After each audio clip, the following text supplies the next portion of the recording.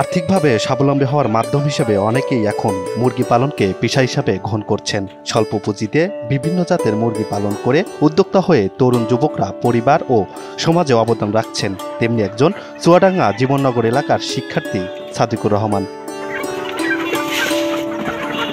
শখের বসে পোল্ট্রি মুরগি পালন শুরু করলেও এলাকার এক ব্যক্তির দেখাদেখি এবং ইউটিউব দেখে মিশরি ফাউমি জাতের মুরগি পালনে আগ্রহী হয়ে ওঠে সাদিকুর। পরে জমানো টাকা দিয়ে ছোট পরিসরে খামার শুরু করেন।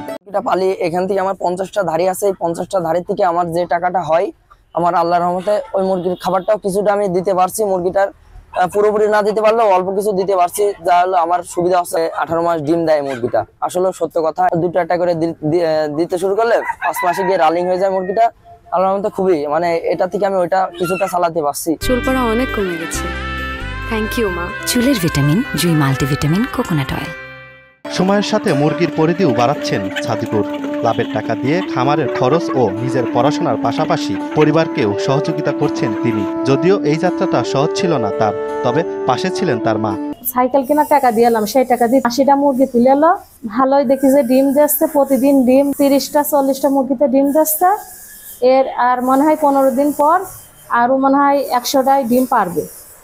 এখন দেখছি মুরগি ভালোই, আমাদের সংসারেও হেল্প হচ্ছে।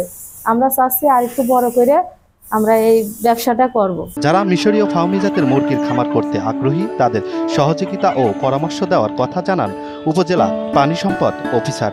ফাউমি মুরগি আমাদের বাংলাদেশের আবহাওয়ার সাথে সুইট করে এবং জীবননগরের গরম আবহাওয়াতেও এটা চাষ করা যায়।